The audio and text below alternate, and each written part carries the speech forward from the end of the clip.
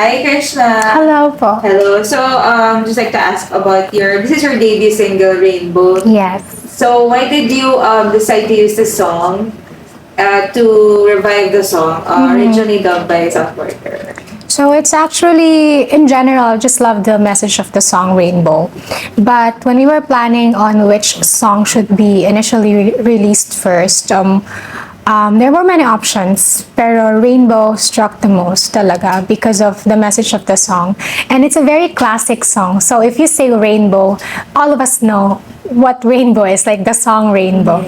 And we want to give a different take on that. So it was sung by South Border, a boy band.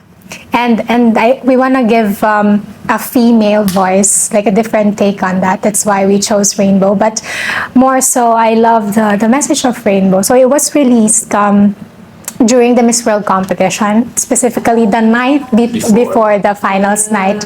And it is a song that I want everyone to relate to, because everyone goes through problems and challenges in life. But there's always a rainbow after the rain. There's always light after all the struggles and the heavy and the burden that you feel. So I feel like Rainbow is a very beautiful song. That's why, I'm very grateful for our first release.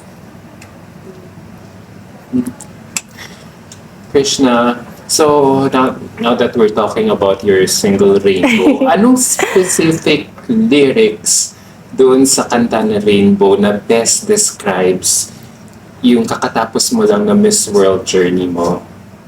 Nako, it's hard to just choose a specific lyrics.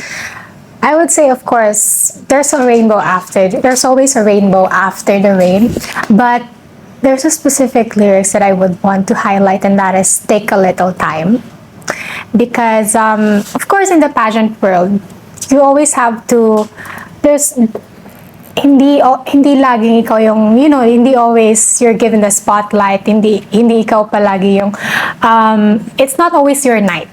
But you have to, patiently wait. And while waiting, you have to work on yourself, to improve yourself. And I feel like if I can summarize that, my journey in a single lyric, and that is the lyrics that I would want to take from the Rainbow song.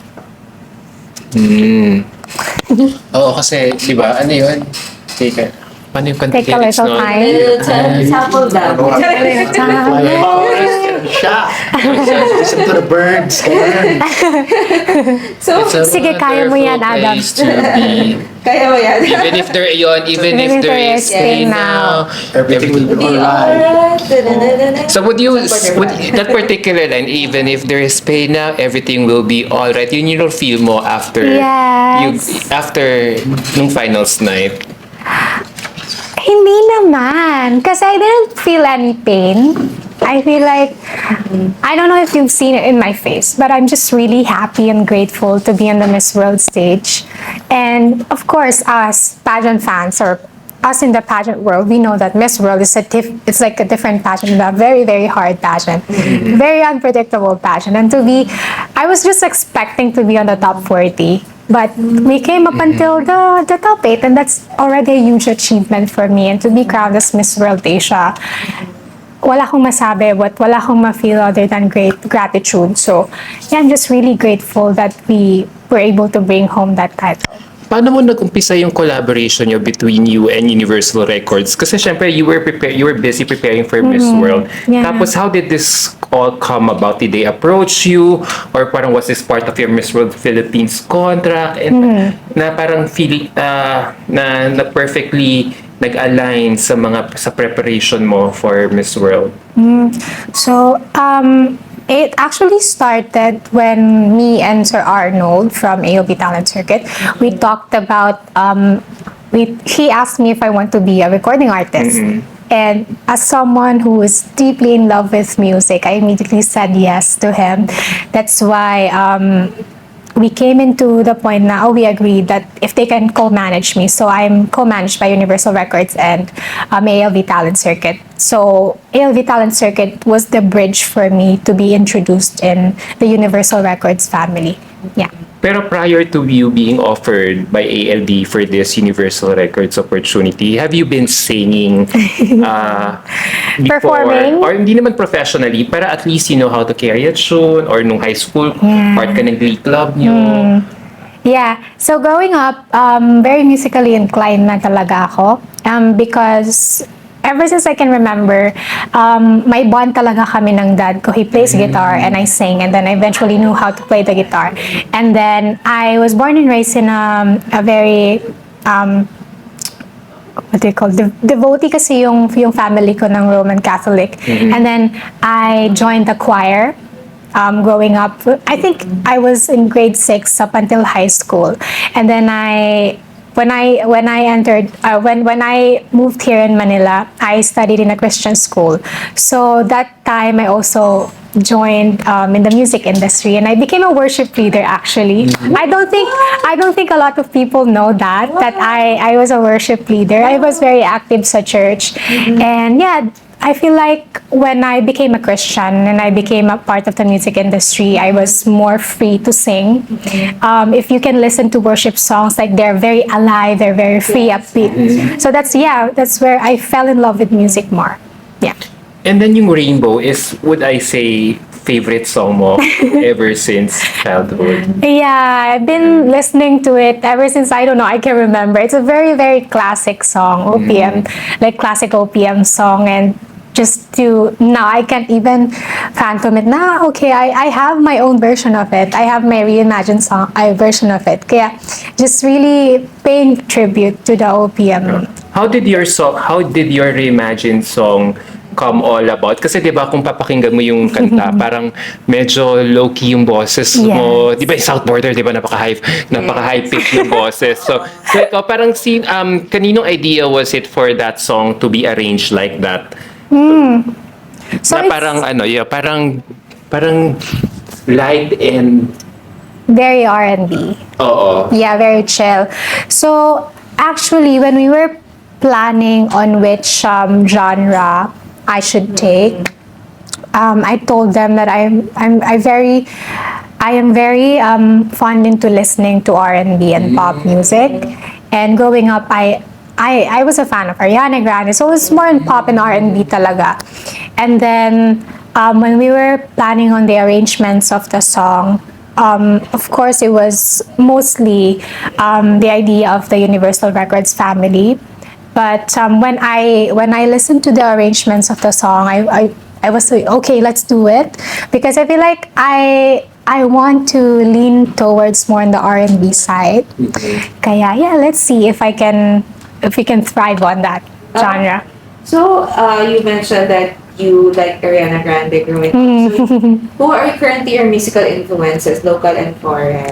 Currently, still Ariana Grande, pero I'm more on OPM now. Actually, more on the male artists.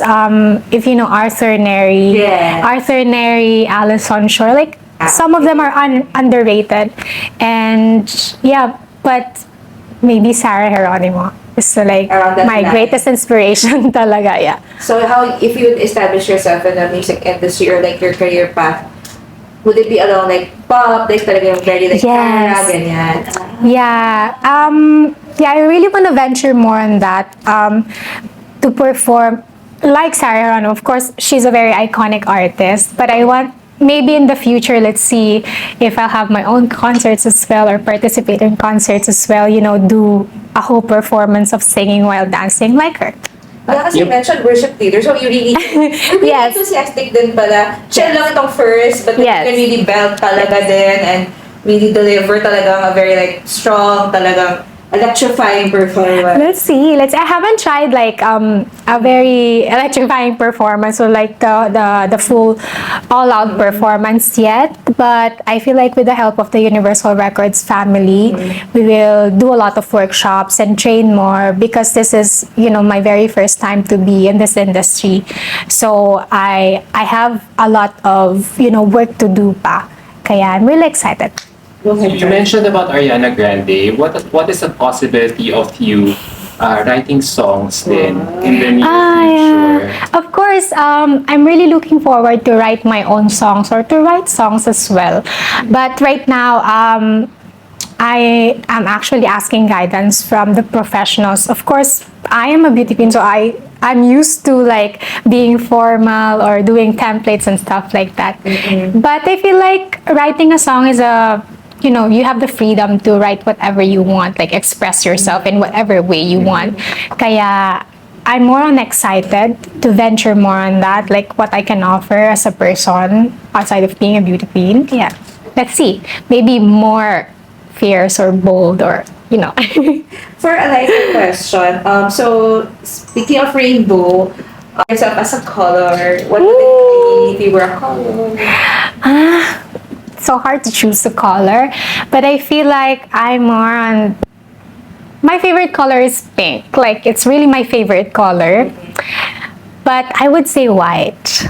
White, how come white? But pink is like, do you like baby pink or like rose pink? Or like I should be specific. Maybe Yes. fuchsia pink. Fuchsia pink. Yeah, That's maybe definitely fuchsia yeah. pink because fuchsia is a very solid and bold color, and I feel like I can be feminine but still fierce at the same time. Yes, but white, how come white naman? Yeah, white. I feel like white is like a canvas. Like you can write anything on it, and as a person, I feel like I'm a very adaptive person. So I see myself as a canvas. So whatever opportunity that's presented to me, I'm a canvas. I'm willing to learn. I'm willing to explore different versions of me. Yeah.